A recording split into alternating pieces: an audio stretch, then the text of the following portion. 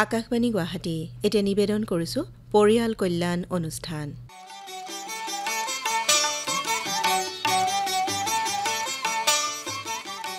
নমস্কাৰ আদৰৰ শ্ৰোতা, পৰিয়াল কল্যাণ অনুষ্ঠানৰ আন এটি নতুন খণ্ডলৈ আপোনালোক আটাইকে আন্তৰিক স্বাগতম জনাইছোঁ।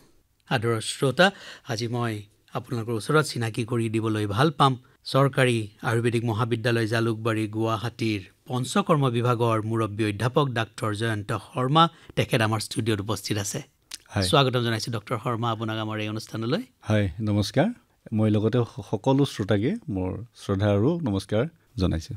আমি পৰিয়াল কল্যাণ অনুষ্ঠানত বিভিন্ন বিভাগৰ বা বিভিন্ন যি চিকিৎসা পদ্ধতি হয় সেই পদ্ধতিসমূহৰ চিকিৎসকসকলক আমন্ত্ৰণ কৰি আনো আৰু সেই চিকিৎসা পদ্ধতিৰ কথা কয়।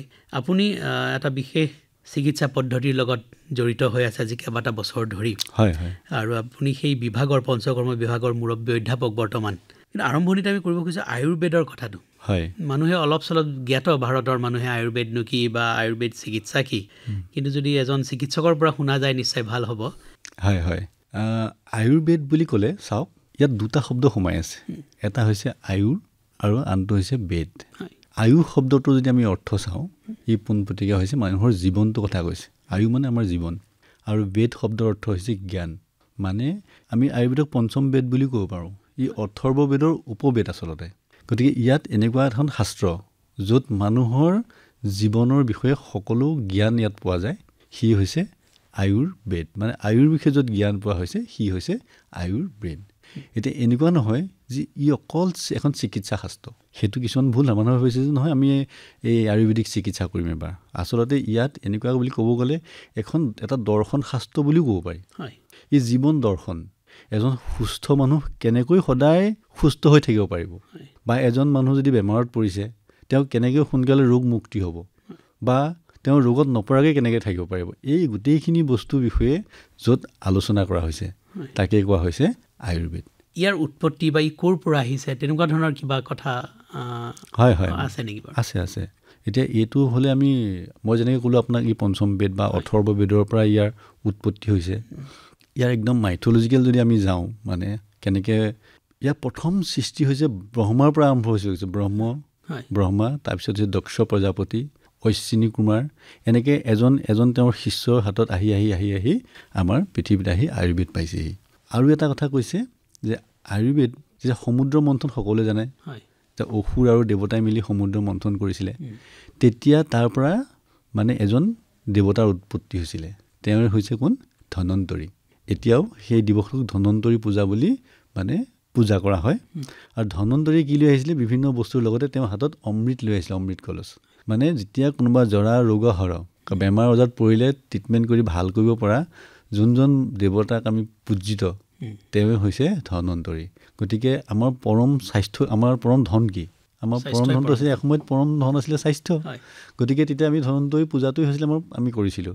কিন্তু লাহে লাহে যুগৰ পৰিৱৰ্তন হোৱাৰ লগে লগে কিছুমান বাণিজ্যিক ভিত্তিত কি কৰিলে যে পৰম ধন মানে ধন, টকা পইচা, সোণহে আচল ধন।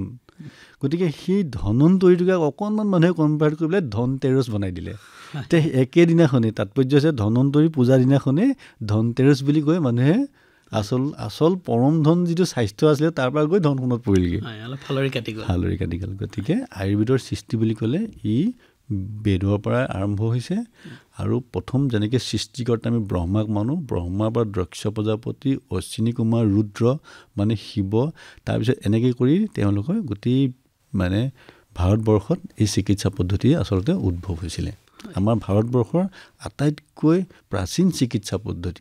তাৰপিছত লাহে লাহে সেই বেদৰ পৰা সেই এতিয়া আয়ুষ ডিপাৰ্টমেণ্ট পাইছে, মানে ইভলিউশ্যন অফ মানে আয়ুৰ্বেদা বুলি ক'বলৈ গ'লে। হয়, নিশ্চয় বৰ সুন্দৰকৈ আপুনি ব্যাখ্যা কৰিছে আৰম্ভণিৰ পৰা, আৰু সেই সৃষ্টিৰ পৰা এতিয়ালৈকে যিটো হ'ল তালৈকে আনিছে।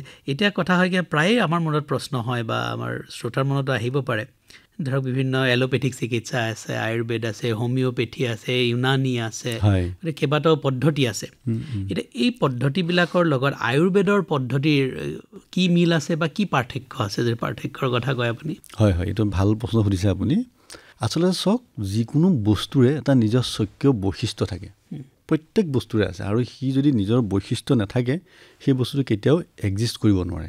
তাৰ ভিতৰত আয়ুৰ্বেদ চিকিৎসা পদ্ধতিৰ কি বিশেষত্ব আছে, ই অন্য চিকিৎসা পদ্ধতিতকৈ কি বেলেগ হয় হয়।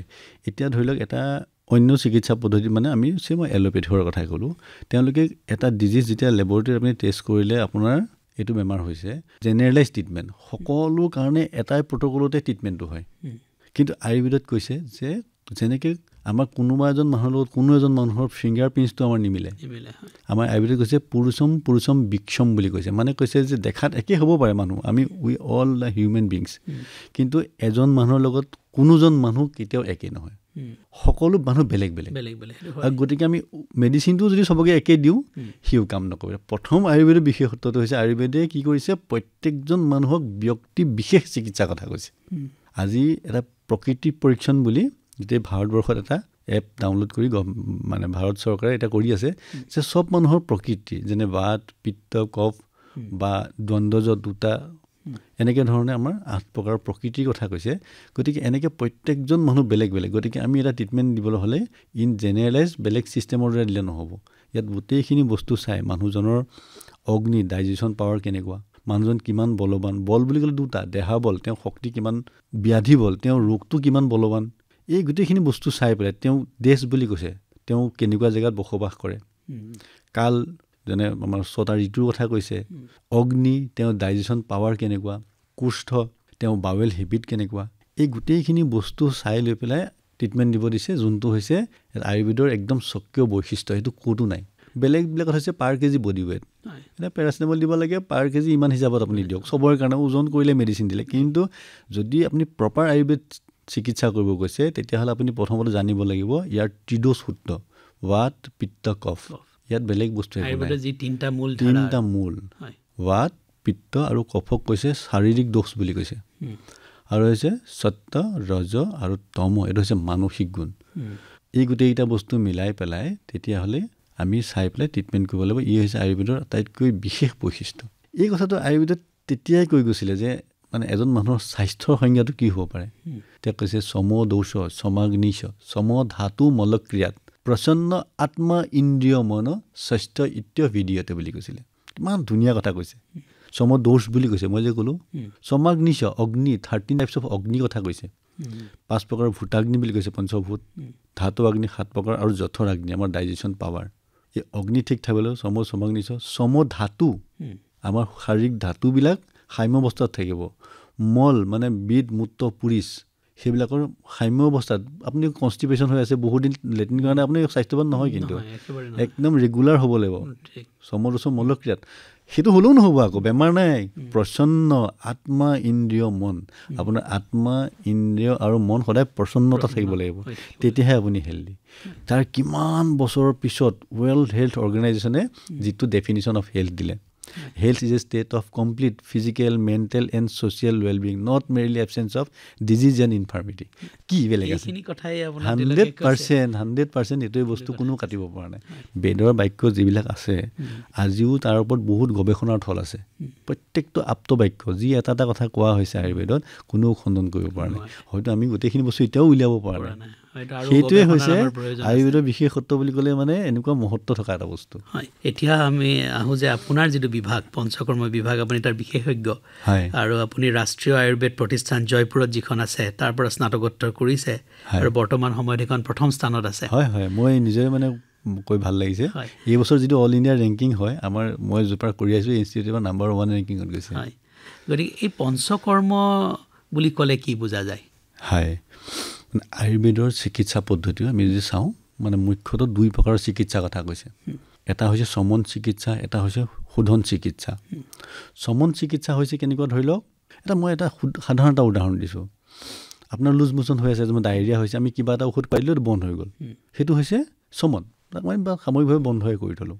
কিন্তু কোনোবা এজন মানুহ ধৰি লওক স্কিনৰ বেমাৰ হৈ আছে, তেওঁ বছৰে বছৰে সেইটো বেমাৰটো হৈ থাকে, ঔষধ খাই ঔষধ লগাই দিয়ে, অলপ ভাল হয়, আকৌ কেইদিনমান পিছত মানে বাৰে বাৰে বেমাৰটো হৈ থাকে। সেনেকুৱা ঔষধবিলাক যেতিয়া আকৌ বাৰে বাৰে নহ'বৰ কাৰণে সম্পূৰ্ণ নিৰাময় কৰিব পৰা চিকিৎসাটো হৈছে শৰীৰ শোধন চিকিৎসা। যেনে ধৰি লওক কিছুমান আয়ুৰ্বেদত এই কথাবিলাক খুব ধুনীয়াকৈ উদাহৰণ দি বুজাইছে। কেনেকৈ বুজাইছে, ধৰি লওক আমাৰ অপ্ৰয়োজনীয় গছ এজোপা যে বিষাক্ত বা ভাল নহয়, সেই গছজোপা যদি আমি ধৰি লওক গুৰিতে কাটি দিছোঁ, সেইটো হৈছে সমন চিকিৎসা। নোহোৱা হ'ল। ৰেইনি ছিজন আহিলে, বৰষুণ পৰিলে, তাৰপৰা আকৌ পুলি পোখা উঠি আহিলে। সেইটো হৈছে তাক শেষ নহ'লে বস্তুটো। কিন্তু শোধন চিকিৎসা বা যিটো পঞ্চকৰ্ম, শৰীৰ শোধন চিকিৎসা, তাক মানে আমি ৰুটটো ৰখা নাই, তাক ৰুটৰ সৈতে উঠাই আমি কমপ্লিট নোহোৱা কৰি দিলোঁ। গতিকে তেনেকুৱা ধৰণৰ পৰিৱেশ আকৌ আহিলেও সেই ডিজিজটো পুনৰুদ্ভৱ নহয়। সেইকাৰণে সেইটোৱে হৈছে পঞ্চকৰ্ম চিকিৎসা। আৰু পঞ্চকৰ্ম বুলি এইকাৰণেই কৈছে, তাত যদিও বিভিন্ন প্ৰকাৰৰ চিকিৎসা আছে, মুখ্যতঃ 5 প্ৰকাৰৰ চিকিৎসাৰ ওপৰত জোৰ দি পেলাই কোৱা হৈছে।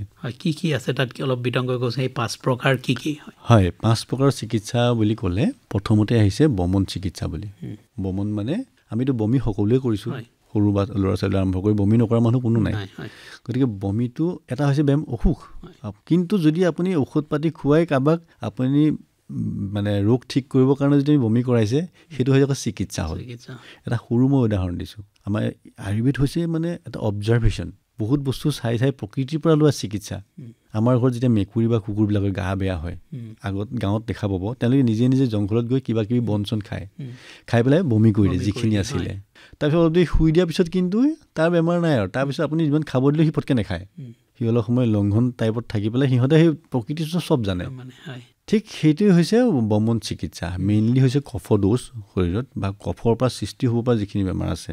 এটা মই উদাহৰণ দিছোঁ, যেনেকৈ তামক শ্বাস বুলি কৈছে, ব্ৰংকিয়েল এজমা, ফটকৈ ভাল নোহোৱা বহুত ইৰিটেটিং বেমাৰ। তেনেকুৱা বহুত কফজ ডিজিজ আছে, বহুত ধৰণৰ স্কিনৰ বেমাৰ আছে, চৰিঅ'চিছ বুলি আছে, যোনটো কেতিয়াও ভাল নোহোৱা স্কিন বেমাৰ। সেইবিলাকৰ কাৰণে আমি বমন চিকিৎসা কৰিব লাগে। বমন মানে হৈছে মানে শৰীৰৰ পৰা ঊৰ্ধ্বমাগ বুলি ক'লে নাক, কাণ, মুখ চব আছে, কিন্তু মুখৰ কথা কৈছে। মানে আপুনি ঔষধ খুৱাই পেলাই ফ'ৰ্চফুলি যিবিলাক ৰোগ সৃষ্টিকাৰী পদাৰ্থ আছে, যদি আমি বমি আকাৰে যদি উলিয়াই দিব পাৰোঁ, সেই চিকিৎসাটোক কৈছে বমন চিকিৎসা বুলি কৈছে। ছেকেণ্ড আহিলে বিৰেচন কৰ্ম। যেনেকৈ বমনটো আপোনাৰ আমি কফ দোষৰ কাৰণে দিছিলোঁ, এতিয়া বিৰেচনটো আহিলে পিত্ত দোষ, পিত্তৰ পৰা যিবিলাক ব্যাধি হয়। এতিয়া পিত্তৰ পৰা কি হয়, এতিয়া সাধাৰণ মানুহৰ কাৰণে এটা অসুবিধা হ'ব। মই জাষ্ট এটা দুটা উদাহৰণ দিছোঁ, যে কম বয়সতে চুলি পকি যায় মানুহৰ, চুলি সৰি গৈছে, এইবিলাক কিন্তু পিত্ত দোষটিৰ কাৰণে হোৱা বস্তু। আপোনাৰ শৰীৰত ধৰি লওক কেতিয়াবা দেখা পাইছে আমি এই যে বগা হয় মানুহৰ, লিউকোডাৰ্মা বুলি কওঁ বা শ্বেতকুষ্ঠ বুলি কয়, সেইবিলাক হৈছে শৰীৰৰ পিত্তজনিত ব্যাধি, হাইপাৰ এচিডিটি। গতিকে সেইবিলাক কি হৈছে, সম্পূৰ্ণ যদি নিৰ্মূল কৰিবৰ কাৰণে এই বিৰেচন চিকিৎসাৰ কথা কৈছে। বিৰেচন কেনেকুৱা, যেনেকৈ আমি মুখেদি বমন কৰি উলিয়াইছিলোঁ, বিৰেচনত আমি বিশেষ প্ৰকাৰৰ ঔষধ খুৱাই পেলাই পাৰ্গেশ্যন মানে অধুমাৰ্গেদি বহুত, আমি যিদিনাখন বিৰেচন দিওঁ তেওঁক আমি সেইদিনাখনতে আউটডোৰ এক্টিভিটি সম্পূৰ্ণ বন্ধ কৰি আমি হস্পিটেলাইজ কৰি দিওঁ। তেওঁ মিনিমাম 10 পৰা 30 বাৰ মানে বেগ আহিব, সিমান এটা ফ'ৰ্চত তেওঁ মানে এই টক্সিনছবিলাক বডিৰ পৰা ওলাই যাব। সেইটো হ'ল বিৰেচন চিকিৎসা বুলি কৈছে। তাৰপিছত আহিলে বস্তি চিকিৎসা বুলি ক'লোঁ। বস্তি শব্দটো আহিছে, বস্তি মানে হৈছে আজিকালি ধৰি লওক প্লাষ্টিক বেগ বা এইবিলাক এভেইলেবল, কিন্তু এটা সময়ত এটা মেডিকেটেড এনেমা, এইটো হৈছে বাত দোষৰ কাৰণে। বাত ক'ত থাকে, আমাৰ পক্বাশয়, আমাৰ লাৰ্জ ইণ্টেষ্টাইন বা কলনটো হৈছে বাতৰ স্থান বুলি কৈছে। গতিকে বাতৰ পৰা হোৱা 80 প্ৰকাৰৰ বাতজ নানাত্মজ ব্যাধিৰ কথা উল্লেখ কৰিছে আমাৰ শাস্ত্ৰত। তো বাত ব্যাধিবিলাক নিৰ্মূল কৰিবৰ কাৰণে চিকিৎসা এনেমা দিব লাগে, মেডিকেটেড এনেমা। এতিয়া এনেমাটো কেনেকৈ দিব, সেই সময়তো প্লাষ্টিক বেগ নাছিলে। তেওঁলোকে কি কৰিছিলে, আমাৰ আচাৰ্যসকলে বিভিন্ন অবজাৰ্ভেশ্যন কৰি তেওঁলোকে যিবিলাক মানে এনিমেলছ, ধৰি লওক আপোনাৰ ম'হ, গৰু বা হিৰণ বা আমাৰ এইবিলাকৰ তেওঁলোকে আছে যিটো ইউৰিনেৰী ব্লাডাৰটো তেওঁলোকে চিলেক্ট কৰিছিলে। ব্লাডাৰটো যাক সংস্কৃতত বস্তি বুলি কয়, সেই তাত মেডিচিনটো সুমুৱাই পেলাই তেওঁলোকে ইনচাৰ্ট কৰিছিলে ভিতৰলৈ, মানে কলনৰ ভিতৰলৈ। গতিকে সেই বস্তি মানে ইউৰিনেৰী ব্লাডাৰ ইউজ কৰি দিয়া ট্ৰিটমেণ্ট কাৰণে তাৰ নামটো হৈছে বস্তি চিকিৎসা। আৰু ই প্ৰধানতঃ 2 প্ৰকাৰৰ বস্তি। এটা হৈছে আপোনাৰ অইল বেছ থাকে, মানে সেইটো কৈছে অনুবাসন বা তৈল বস্তি বুলি, স্নেহ বস্তি বুলি কৈছে। আৰু এটাত বিভিন্ন প্ৰকাৰৰ ঔষধি দ্ৰব্যৰ কোৱাত বনাই পেলাই দিয়া হয়, আৰু তাক কোৱা হৈছে আপোনাৰ নিৰোহ বস্তি বুলি কৈছে, বস্তি চিকিৎসা। তাৰপিছত আহিলে নস্য। আমাৰ চুপ্ৰা ক্লেভিকুলাৰ যিবিলাক ডিজিজ আছে, সেইবিলাক হৈছে মানে হেড আৰু নেক ৰিজনৰ ডিজিজবিলাক আমি নাকেদি কৰোঁ। নাচাহি চিৰস্ব দ্বাৰম বুলি কৈছে, যে নাকেদি ঔষধ দি পেলাই যিবিলাক ট্ৰিটমেণ্ট কৰে, সেইটো হৈছে নস্য চিকিৎসা হ'ল। তাৰপিছত আছে ৰক্তমোক্ষণ। ৰক্ত হৈছে আমাৰ শৰীৰৰ এক প্ৰকাৰৰ ধাতু, সপ্ত ধাতুৰ ভিতৰত পৰিছে। যেতিয়া ৰক্ত দূষিত হয়, তেতিয়া কি কৰিব লাগিব, ৰক্তমোক্ষণ চিকিৎসা। যেনেকৈ যোগ ইউজ কৰিব পাৰি, জলৌকা বুলি কৈছে, চিৰাভেদন বুলি। সৰ্বশৰীৰত যদি হয়, তেতিয়াহ'লে আমি চিৰাভেদ কৰি পেলাই আমি ব্লাডটো উলিয়াই দিবলৈ দিছে। তেতিয়া ৰক্তৰ দৃষ্টিৰ পৰা হোৱা চিকিৎসাখিনি আমি মানে কৰিব পাৰোঁ, তাক কোৱা হৈছে ৰক্তমোচন চিকিৎসা বুলি। এতিয়া আৰু বহুত উপকৰ্ম বহুত আছে, কিন্তু এইকেইটা প্ৰধান কৰ্ম মানে 5টা পঞ্চকৰ্ম চিকিৎসা। আৰু আপুনি সংক্ষিপ্তে এই কথাখিনি পঞ্চকৰ্মৰ কথা কৈছে।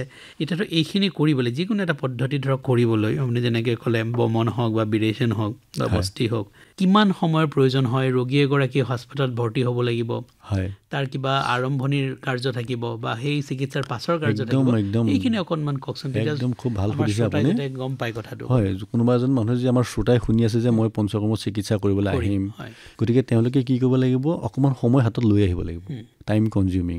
যেনেকৈ আমি খেতি এটা কৰিবৰ কাৰণে চিধা গৈ পেলাই জানো পথাৰত ধান ৰুই দিলে খুব খেতি হ'ব? তাক প্ৰথমতে হাল বাব লাগিব, মাটি চহাব লাগিব, ধুনীয়াকৈ ফিল্ডখন ৰেডি হোৱাৰ পিছতহে খেতি হ'ব। পঞ্চকৰ্ম চিকিৎসাও 3টা ভাগ কৰিছে। এটা হৈছে পূৰ্বকৰ্ম, প্ৰধান কৰ্ম আৰু পশ্চাৎ কৰ্ম। প্ৰথমতে আমি মানুহজনক 3 পৰা 5 দিন 7 দিন পৰ্যন্ত আমি মেডিকেটেড ঘি জাতীয় বস্তু খাব দিম। কেনেকৈ দিম? আমি ৰাতিপুৱা খালী পেটত অলপমান হাই ড'জত খাব দিম, পেচেণ্টক আমি ৰেডি কৰিম। সেইটো হৈছে পূৰ্বকৰ্ম। তাৰপিছত পেচেণ্টজনক কি কৰিম? যিবিলাক শৰীৰগত দোষ আছিলে সেইবিলাক আমি কুষ্ঠ বুলি কৈছে, হয় আমি ষ্টমাকলে বা আমি এবডোমেনত আনিবৰ কাৰণে, কলনত আনিবৰ কাৰণে তেওঁক আমি কিছুমান অভ্যংগ আৰু স্বেদন বুলি কৈছে, আমি হোল বডি মাছাজ, সৰ্বাংগ ষ্টিম দি সেই বস্তুবিলাক আমি আনি পেলাই কুষ্ঠত পোৱাম। তাৰপিছত আমি প্ৰধান কৰ্ম তেওঁক বমন, বিৰেচন, বস্তি, নস্য, ৰক্তমোচন এইবিলাক কৰিম। গতিকে মিনিমাম 7 to 10 ডেজ এটা পঞ্চকৰ্ম কমপ্লিটলি কৰিবৰ কাৰণে সময় লাগিব, প্ৰয়োজন হয়। হয়, সেইটো শোধন চিকিৎসাৰ ক্ষেত্ৰত, এটা থেৰাপিৰ ক্ষেত্ৰত। এতিয়া ধৰক তাৰ কাৰণে ৰোগীজন কিমানখিনি সুস্থ বা কিমানখিনি অসুস্থ হৈ থাকিলে এই চিকিৎসাসমূহ গ্ৰহণ কৰিব পাৰে? কিছুমান থাকে যে ইমান বেমাৰ হ'লে কৰিব নোৱাৰিম, তেনেকুৱা কিবা কথা থাকে নেকি? নে সকলো ৰোগীকে মানে মোৰ প্ৰশ্ন হৈছে এই চিকিৎসাকেইটা দিব পৰা যায়, কৰিব পৰা যায়? তাৰ ভিতৰত কিছুমান বস্তু আমাৰ মেনশ্যন কৰিছে, যেনেকৈ বমন চিকিৎসাৰ কথা কৈছে, তেওঁ বহুত বালক বা খুব কম বয়সৰ ক্ষেত্ৰত কৰিবলৈ মানা কৰিছে, গৰ্ভিণী প্ৰেগনেণ্ট লেডিক কৰিবলৈ মানা কৰিছে, খুব বেছি বৃদ্ধ মানুহ তেওঁক কৰিবলৈ মানা কৰিছে। বিৰেচনৰ ক্ষেত্ৰতো তেনেকুৱা আছে। ইয়াৰ ভিতৰত কিছুমান প্ৰত্যেকটো চিকিৎসা পদ্ধতিৰ কাৰণে মানে কিছুমান ইণ্ডিকেশ্যন আৰু কণ্ট্ৰা ইণ্ডিকেশ্যন আছে। আমি পেচেণ্টজন প্ৰথমতে চাই ল'ম তেওঁ কোনটো ড'জ প্ৰিডমিনেঞ্চ আছে, তেওঁ কোনটো থেৰাপিৰ কাৰণে মানুহজন ফিট হয়, আৰু সেই থেৰাপিটো কৰিবৰ কাৰণে তেওঁ বয়সটো হৈছে নাই। এতিয়া আমি কেতিয়াবা মোৰ তাতে অহা, আমাৰ তাত ট্ৰিটমেণ্ট কৰিবলৈ অহা পেচেণ্টক আমি গম পাওঁ যে এই পেচেণ্টজনক বিৰেচন চিকিৎসাৰ খুব প্ৰয়োজন আছে, তেওঁ ভিটিলিগো বা লিউকোডাৰ্মা চেতকুষ্ঠ হৈছে, বিৰেচন দিব লাগে, কিন্তু তেওঁ বয়সটো 12 বছৰৰ তলত। মই হয়তো তেওঁক দিয়া নাই, ৰাখি থৈছোঁ যে আপুনি মেডিচিন ট্ৰিটমেণ্ট কৰি থাকক কিছুদিন, সেই সময়টো আপোনাৰ হোৱাৰ পিছতহে আমি আপোনাক এনেকুৱা ধৰণৰ ডিটক্সত আমি যাব পাৰিম। তেনেকুৱা কিছুমান আছে। বহুত ৰোগীয়া অৱস্থাত আমি কৰিব পাৰোঁ, কিন্তু তেওঁ পেচেণ্টজন এই যে ক'লোঁ দেহ বল, ব্যাধি বল, আয়ু, এই বস্তুখিনি 13টা ফেক্টৰ আমি মানে কনচিডাৰ কৰি চাই আমি প্লেন কৰিম কোনটো থেৰাপি কাক কৰিম নকৰিম। এতিয়া ধৰক আমি লক্ষ্য কৰিছোঁ যে পঞ্চকৰ্মই শেহতীয়াভাৱে বিশ্বৰ বিভিন্ন দেশত, উন্নত দেশতো সমাদৰ লাভ কৰিছে আৰু তাক আঁকোৱালি লৈছে, আৰু নতুন তাত উদ্ভাৱনো হৈছে। গতিকে এই কথাখিনি যদি আমাৰ প্ৰেক্ষাপটত কয়, এতিয়া ভাৰত বা অসমৰ প্ৰেক্ষাপটত কয় বা আজিৰ প্ৰেক্ষাপটত কয়, আজিৰ প্ৰেক্ষাপটত সলনি হৈছে ধৰক, আজিৰ প্ৰেক্ষাপটত চিকিৎসা পদ্ধতি মানে ব্যাপকভাৱে পৰিৱৰ্তন হৈছে, আৰু চিকিৎসা পদ্ধতি সদায় এটা চেঞ্জ হৈ থকা বস্তু, গম পাইছেনে? এতিয়া চাওক, এখন দেশ যেতিয়া উন্নত হ'ব, এখন দেশ উন্নয়নশীল দেশ, এখন অনুন্নত দেশ, তাত আপুনি ডিজিজ চিনেৰীটো সদায় বেলেগ বেলেগ পাব। এটা সময়ত কি আছিলে, আমাৰ ইয়াত ইনফেকশ্যন, যেতিয়া আমাৰ মানুহবিলাকৰ অৱস্থা আৰ্থিকভাৱে বেয়া আছিলে, তেতিয়া কি হৈছে, মানুহৰ ইনফেকশ্যন বা ইনফেকচাছ ডিজিজৰ সংখ্যা খুব বেছি আছিলে। তেতিয়া ভেকচিন ওলোৱা নাছিলে, এণ্টিবায়'টিক্সৰ আৱিষ্কাৰ হোৱা নাছিলে, তেতিয়া বহুত মানুহে ধৰি লওক ডায়েৰিয়া হৈ পেলাই এখন গাঁও শেষ হৈ গৈছিলে, বসন্ত ওলাই পেলাই বহুত মানুহ বোলে এনেকুৱা ধৰণৰ মানুহ মৰিছিলে। কিন্তু সেইবিলাক বস্তু যেতিয়া এণ্টিবায়'টিক্সৰ আৱিষ্কাৰ হৈ গ'ল, যেতিয়া ভেকচিন আহি গ'ল, বহুত বেমাৰ এতিয়া নোহোৱাই হৈ গ'ল। মানুহৰ জীৱনশৈলী পৰিৱৰ্তন হ'ল, মানুহৰ লাইফষ্টাইল, মানুহে আগতে অকল কষ্ট কৰি উপাৰ্জন কৰিছিলে, আজিকালিও নালাগে নহয়, আজিকালি মোবাইলটো হ'লে আপুনি বহুত ইনকাম কৰিব পাৰে এচি ৰুমত বহি পেলাই। গতিকে জীৱনশৈলী যিটো এটা পৰিৱৰ্তন হোৱাৰ লগে লগে আগত যিখিনি বেমাৰ আছিলে, আগতে আছিলে টিবি আছিলে খুব, আগতে আছিলে মেলেৰিয়া আছিলে, টাইফইড আছিলে, একদম কমি গ'ল। এতিয়া বেমাৰ কি? এতিয়া হৈছে লাইফষ্টাইল ডিছঅৰ্ডাৰ, জীৱনশৈলী পৰিৱৰ্তনগত ব্যাধি, বিশ্বব্যাপী উন্নত দেশবিলাকত আটাইতকৈ ডাঙৰ হৈছে এতিয়া লাইফষ্টাইল ডিছঅৰ্ডাৰ, বেছিয়ে হৈছে। এতিয়া কেঞ্চাৰক কৈছে লাইফষ্টাইল ব্যাধি বুলি কৈছে, আজিকালি ডায়েবেটিছ হ'ল লাইফষ্টাইল ব্যাধি, আপোনাৰ থাইৰয়ডৰ প্ৰব্লেম হৈছে লাইফষ্টাইল ডিছঅৰ্ডাৰ, মেটাবলিজিম যোনটো ডিছঅৰ্ডাৰ, এইবোৰ লাইফষ্টাইল ডিছঅৰ্ডাৰ আণ্ডাৰত আহিছে। এইবিলাকৰ ক্ষেত্ৰত বাকী কোনো চিকিৎসা পদ্ধতিত কিন্তু ইয়াৰ উন্নত চিকিৎসা নাই, সকলোৱে হাত দাঙি দিছে। প্ৰতিকাৰ নাই। আপোনাৰ আজি ধৰি লওক প্ৰেছাৰ হ'ল, হাইপাৰ টেনশ্যন, এটা মেডিচিন খালে, কালি কাম হোৱা নাই আৰু এটা খালে, তাৰপিছত 2টা 3টা এটা সময়ত কাম নহয়। আজি অৰেল মেডিচিনত ডায়েবেটিছ কণ্ট্ৰল হৈছে, কালি 2টা ঔষধ দিলে, পৰহি নাই হোৱা, ইনচুলিনত গ'ল, তাৰপিছত বোলে ইনচুলিন ৰেজিষ্টেঞ্চ হ'ল। কিন্তু যদি আমি চাওঁ ভালকৈ আপোনাৰ থাকিব বিচাৰিছে, তেতিয়াহ'লে আয়ুৰ্বেদক মানে অকল আয়ুৰ্বেদিক চিকিৎসা ঔষধ এটা কিনি আনি খালে নহ'ব। আয়ুৰ্বেদক ভালকৈ বুজিব লাগিব কেনেকুৱা বস্তুটো, তাৰ জীৱনশৈলী পৰিৱৰ্তন, তাত কি কৰিব লাগিব। আয়ুৰ্বেদে দিনৰ শয্যাৰ কথা কৈছে, ৰাতি শয্যাৰ কথা কৈছে, ঋতুৰ শয্যাৰ কথা কৈছে। এই গোটেইখিনি বস্তু জীৱন আৰু জীৱিকাৰ কাৰণে এতিয়া আমি কিছুমান বস্তু কৰিব নোৱাৰোঁ, পৰিৱৰ্তন আমাৰো হৈছে। তাৰ ভিতৰতো ধৰি লওক আমি ৰাতি এতিয়া আয়ুৰ্বেদত কৈছে ৰাতি পাৰিলে খানা খাবই নালাগে, উপবাস। কিন্তু আমি ৰাতি 12টা বজাত গৈ একেবাৰে খুব হেভি মিল এটা খাওঁ, ৰাতি খাই আমি শুইহে থাকোঁ, সেইটো কোনো প্ৰয়োজন নাই। গতিকে সেই এটা সৰু এটা মই উদাহৰণ দিছোঁ, তেতিয়া আপুনি বেমাৰ মুক্তি হৈ থাকিব। গতিকে তেনেকুৱা ধৰণৰ কথাই মানুহক আপোনাক মানে হেল্ডি কৰি ৰাখিব পাৰে। হয়, এতিয়া আপুনি যিখিনি কথা কৈছে যে লাইফষ্টাইল ডিজিজ বা উন্নত দেশৰ কথাটো কৈছে, এতিয়া এনেকুৱা মোৰ মনত প্ৰশ্ন আহিছে যে আয়ুৰ্বেদটো অকল মানে এটা চিকিৎসা নহয়, ধৰক এটা আপুনি যেনেকৈ বেদৰ পৰা আহিছে বা এটা দৰ্শন বা এটা তেনেকুৱা এটা ভাৱ হৈছে।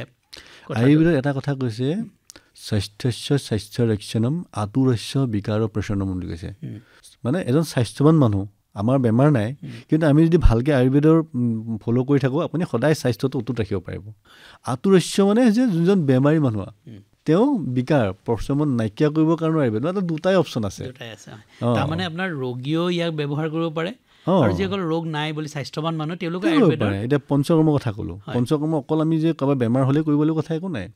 এতিয়া লাহেকৈ শীতকাল আহিছে, ঠাণ্ডা দিন আহিবলৈ ধৰিছে ধৰি লওক মানুহৰ, এতিয়া বডিত ষ্টিফনেছ আহিব, পেইন আহিব। এইখিনি সময়ত যদি মানুহে ৰেগুলাৰ অভ্যংগ কৰে, মানে তেল মাছাজ কৰে, ষ্টিম লয়, অকণমান যে মেডিকেটেড ঘি ৰেগুলাৰ মানুহে খাবলৈ আৰম্ভ কৰে, বহুত বেমাৰৰ পৰা তেওঁ হাত সাৰি থাকিব পাৰিব। যেনেকৈ বিভিন্ন ঋতু অনুযায়ী বসন্তকালত মানুহৰ কফ এগ্ৰিভেশ্যন হয় বুলি কৈছে। চাবচোন, বসন্তকালত চব মানুহে কাহি থাকে। সেই সময়ত যদি আমি এজন হেল্ডি মানুহকো যদি আমি বমন কৰাই দিওঁ, বাসন্তিক বমন বুলি এটা কনচেপ্টে আছে, সেই সময়ত মানে হেল্ডি মানুহো কৰিব পাৰে। আজিকালি বহুত জেগাত কেম্পো লগায়, বমন কৰাই দিলে আপোনাৰ এই কফজনিত ব্যাধিৰ পৰা তেওঁ মানে হাত সাৰি থাকিব পাৰিব। বৰ্ষাকালত কি হয়, আমাৰ বাত দোষ বৃদ্ধি হয়, সেই সময়ত বস্তি চিকিৎসা মানুহে ল'ব পাৰে। অলপতে শৰৎকাল গ'ল, শৰৎকালটো কিন্তু চবতকৈ বেয়া ঋতু বুলি কৈছে। যদিও আমি ভাবোঁ যে গ্ৰীষ্ম, বৰ্ষা, বৰষুণৰ পিছত শৰৎকাল আহে, কিন্তু শৰৎকাল চবতকৈ বেমাৰ হোৱা সময়। আপুনি মন কৰিবচোন, মেক্সিমাম মানুহ শৰতত বেমাৰ পৰে। আগৰ ঋষিমুনিসকলে কি কয়, আশীৰ্বাদ যেতিয়া দিয়ে, জীৱিতম শৰদ শতম বুলি কয়, বা জীৱিবে শৰদ শতম, মানে তুমি এনেকুৱা 100টা শৰৎকাল পাৰ কৰা। বৰ ডাঙৰ আশীৰ্বাদ, বহুত ডাঙৰ ব্লেছিংছ। মানে শৰৎকালত কি হয়, আমাৰ পিত্ত দোষ এগ্ৰিভেশ্যন হয়।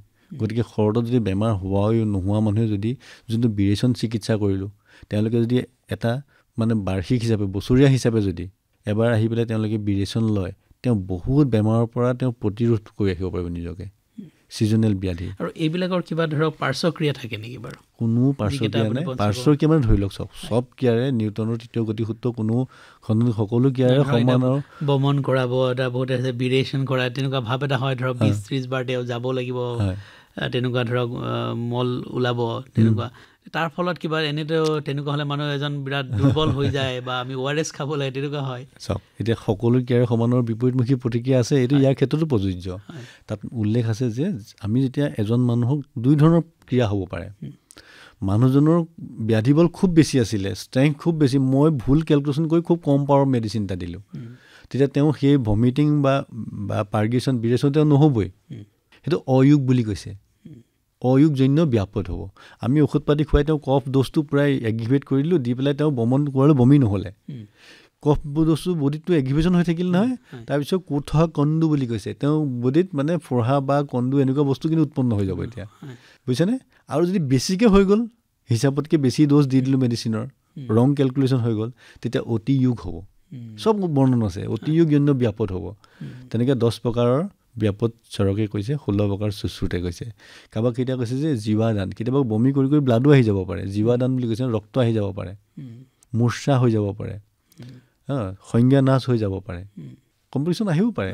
তাৰ কাৰণে মেনেজমেণ্ট কৰিবৰ কাৰণে ডক্টৰজনে তেওঁ জানিব লাগিব, যোনে কৰিব তেওঁ সেইখিনি, তাৰো প্ৰত্যেকৰে আকৌ চিকিৎসাও উল্লেখ আছে। সেইকাৰণে এজন ভাল অভিজ্ঞ ডক্টৰৰ পৰামৰ্শ লৈ পঞ্চকৰ্ম কৰিলেহে আপুনি পাৰিব। যে পঞ্চকৰ্ম বুলি গৈ ক'ৰবাত মালিচ এটা লৈ আহিলে, চিৰোধাৰা এটা লৈ যাওক, মাছাজ বা অভ্যংগ বা চিৰোধাৰা, এই পঞ্চকৰ্মৰ ভিতৰত আহাই নাই সেইবিলাক বস্তু। সেইবিলাক হৈছে উপক্ৰম, উপচিকিৎসা। বহুত মানুহে এতিয়া কমাৰ্চিয়েলি এইবিলাক বহুত মানে কৰিছে, কিন্তু মেইন পঞ্চকৰ্ম হৈছে এইখিনি কৰিবৰ কাৰণে এজন ভাল ডক্তৰ, এখন ভাল হস্পিটেলৰ কাৰোবাৰ ছুপাৰভিশ্যনত থাকি আপুনি গোটেই কামটো কৰিলে তেতিয়াহে আপুনি তাৰ পৰা সম্পূৰ্ণ বেনিফিটটো পাব। হয়, নিশ্চয়। এতিয়া আমাৰ যিখন ইয়াতে জালুকবাৰীত যিখন আমাৰ চৰকাৰী আয়ুৰ্বেদিক মহাবিদ্যালয় আছে, তাত এই সকলোবিলাক সুবিধা তাত আছে? হয়, সকলো সুবিধা আছে। আমি তাত এটা একচুৱেলি প্ৰথমতে কায় চিকিৎসা বুলি ডিপাৰ্টমেণ্ট আছিলে। আমাৰ আয়ুৰ্বেদৰ মেইনলি 8টা বিভাগ থাকে: কায়, বাল, গৰ্ভ, ঊৰ্ধাংগ, শৈল্য, দ্ৰংষ্টা, জৰা, বিষয়। যেতিয়া পঞ্চকৰ্ম অহা নাই, এই কায় চিকিৎসাৰ পৰা পিছত বাইফাৰ্কেট কৰি পেলাই পঞ্চকৰ্ম বিভাগটো ছেপাৰেট কৰা হ'ল। তাৰ ভিতৰত আমি এতিয়া আমাৰ দেওবাৰৰ বাদে গোটেই কেইদিনতে আমাৰ ৰোগী চোৱাৰ ব্যৱস্থা আছে। তাৰপিছত সকলো ধৰণৰ থেৰাপি, যাক যেনেকুৱা ধৰণৰ লাগে, আমি মিনিমাম সুবিধা যিখিনি পাইছোঁ গভমেণ্টৰ পৰা, আমি সেইখিনিৰ ভিতৰত আমি সকলো ধৰণৰ পঞ্চকৰ্ম চিকিৎসা আমি দিবলৈ চেষ্টা কৰি আহিছোঁ। যথেষ্ট সংখ্যক ৰোগী, অকল অসমৰে নহয়, সমস্ত নৰ্থ ইষ্টৰ পেচেণ্ট আমাৰ তাত আজিকালি আহিবলৈ লৈছে। চিকিৎসা গ্ৰহণ কৰিও যথেষ্ট উপকৃতও হৈছে বহুত পেচেণ্টে। আমাৰ সময় লাহে লাহে শেষ হৈ আহিছে, বেছি সময় আৰু নাই আজিৰ এই খণ্ডৰ। আৰু কিবা থাকি গ'ল নেকি? এজন বিশেষজ্ঞ হিচাপে আপুনি কি ক'ব শেষত আমাৰ শ্ৰোতাক যিয়ে শুনি আছে, যিসকলে ধৰক এনেকুৱা বেমাৰত ভুগি আছে বা যাৰ নুভুগিলে আপুনি কৈছে যদি কৰাই লয় পঞ্চকৰ্ম থেৰাপি, তেনেকৈও কৰিব পাৰে, কি ক'ব পাৰে? কি বোলে? আচলতে এই ইমান কম সময়ত এটা পঞ্চকৰ্ম 3 বছৰীয়া পাঠ্যক্ৰম সামৰিবিলাক একেবাৰে সম্ভৱ নহয়। কেতিয়াবা কি হয়, মানুহে মানে অতি চুক্তি অলংকাৰ বুলি এটা বস্তু আছে। মানুহে মানে কি হয়, মানুহৰ মুখ বাগৰি আহে, কিছুমান কথা জোখতকৈ বেছি তেওঁলোকে ভাবি আহে, বা কেতিয়াবা এনেকুৱা ধৰণৰ হতাশ হৈ যায় যে এইটো বেমাৰ লিখা আছে, গুগল চাৰ্চ কৰে, কেতিয়াও ভাল নহয় বুলি কৈ দিয়ে, এইটো বেমাৰটো কেতিয়াও ভাল নহয়, মই লাইফ টাইম ষ্টেৰইড বা মেডিচিন খাই থাকিব লাগিব, এনেকুৱা বহুত আহি যায়, মানুহৰ হতাশ আহি যায়। গতিকে তেনেকুৱাবিলাকৰ ক্ষেত্ৰত কিন্তু আয়ুৰ্বেদত কিছুমান আশা আছে। এই পঞ্চকৰ্ম চিকিৎসাৰ জৰিয়তে একেবাৰে নিৰাশ নহৈ তেওঁলোকে যদি আহি অলপ সময় লৈ নিজে বিশ্বাস কৰি যদি ভালকৈ চিকিৎসাটো কৰে, বহু ৰোগীৰ ক্ষেত্ৰত, বহু বেলেগ ধৰণৰ বেমাৰৰ ক্ষেত্ৰতো নিৰাশাতকৈ মানে আশা বেছি আছে ইয়াতে। তেওঁলোকে কৰিব পাৰে, তেওঁলোকে আহি পেলাই ভাল ধৰণে তেওঁলোকে চিকিৎসা গ্ৰহণ কৰক। আৰু এই চিকিৎসা পদ্ধতি যেনেকৈ এতিয়া গোটেই বিশ্বত লাহে লাহে প্ৰসাৰিত হৈছে, আমাৰ ইয়াত কিন্তু বহুত এতিয়াও কাম কৰিবলৈ বাকী আছে। আমি লাহে লাহে এইখিনি আৰু আগবঢ়াই নিবৰ কাৰণে চেষ্টা কৰিম। গতিকে সদৌ শেষৰ ৰাইজৰ পৰাও আমি সঁহাৰি বিচাৰিলোঁ। গতিকে আপোনালোকে ভাবিছোঁ আমাৰ এই শ্ব'টোৰ পৰা উপকৃত হ'ব বুলি ভাবিলোঁ। হয়, নিশ্চয়। আদৰৰ শ্ৰোতা, আমাৰ নিৰ্ধাৰিত যি সময় পৰিয়াল কল্যাণ অনুষ্ঠানৰ সেয়া শেষ হ'বলৈ ধৰিছে। গতিকে আজি আমি ডাক্তৰ জয়ন্ত শৰ্মাক ইমানতে বিদায় দিব লাগিব। অহা সোমবাৰে আমি অইন এটা খণ্ডলৈ আপোনালোকৰ সন্মুখত উপস্থিত হ'মেই। আজিলৈ বিদায় মাগিছোঁ আৰু ডাক্তৰ শৰ্মাক আমি ধন্যবাদ জ্ঞাপন কৰিছোঁ। নমস্কাৰ। শ্ৰোতাসকলে ইমান পৰে পৰিয়াল কল্যাণ অনুষ্ঠানটি শুনিলে। প্ৰযোজনা আছিল সীমান্ত বাৰ্মাৰ।